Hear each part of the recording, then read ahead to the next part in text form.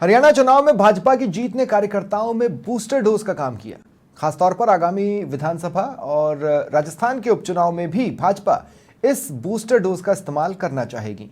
Party स्तर पर बैठकों के बाद अब प्रत्याशियों पर मंथन शुरू हो गया है।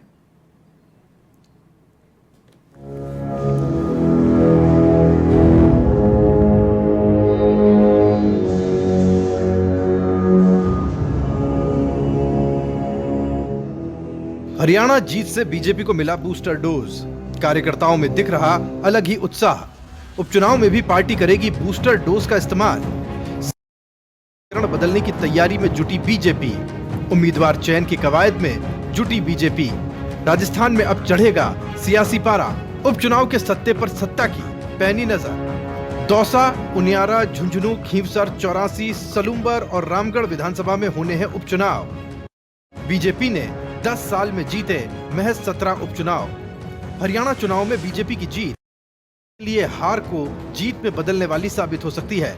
खास तौर पर राजस्थान की भी बात की जाए तो यहां पर आने वाले दिनों में 7 विधानसभा सीटों पर उपचुनाव होने हैं, जहां पर पार्टी ने तैयारी तो काफी पहले शुरू कर दी थी और इसी कड़ी में अब प्रत्याशी चयन पर भी मंथन शुरू हो गया है।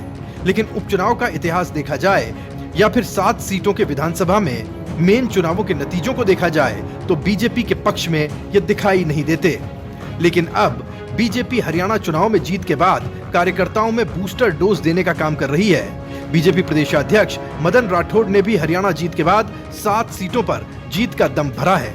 देखिए, हमारा कार्यकर्ता तो उत्साहित है और जनता हम पर विश्वास कर रही है और भजन लाल जी भी बहुत अच्छा काम कर रहे हैं। हमारी भजन लाल जी की सरकार भी बढ़िया काम कर रही है और डबल इंजन की सरकार जब अच्छा काम कर रही है तो हम तो उसी को आधार बना करके जनता के बीच में जाएंगे और हम 7 सीटें जीतेंगे।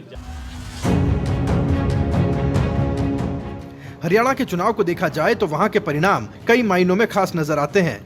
10 साल की एंटी इनकम्बेंसी के बाद और कांग्रेस के माहौल के बीच बीजेपी की फतह ने सबको चौंका दिया।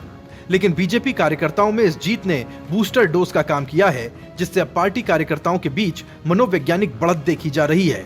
यही वजह है कि राजस्थान में भी बीजेपी हरियाणा की जीत वाली हैट्रिक के बाद उपचुनाव में बढ़े हुए मनोबल के साथ चुनावी मैदान में उतरेगी। मुख्यमंत्री भजनलाल शर्मा ने राजस्थान में होने वाले उपचुनाव की जीत बीजेपी के खाते में जाने की बात कही है। कार्यकर्ता जिन सीटों पर अधिकतर गए हैं वो हमारे कार्यकर्ता भी वहां जीते हैं। मैं इसलिए कहना चाहता हूं, राजस्थान की आप बात कर रहे थे, मैंने वहां भी कहा और अब भी मैं कहना चाहता हूं, चिंता मत करिए, राजस्थान भी जो हमारे उपचुनाव आने वाले हैं तो बहुत बड़े बहुमत के साथ जीतने वाले हैं। हरियाणा में कमल खिलने के बाद राजस्थान में कमल खिलाने की जद्दोजहद में पार्टी जुट गई है। हालांकि पिछले 10 साल के इतिहास पर नजर डालें तो उपचुनाव में बीजेपी का प्रदर्शन बेहद खराब रहा है। लेकिन अब भाजपा पुराने मिथक को तोड़कर मिसाल कायम करने का दावा कर रही है। बहरहाल देखना होगा राजस्थान के उपचुनाव में ऊंट किस करवट बैठता है। अधिराज सिंह नरूका, समाचार प्लस, जयपुर।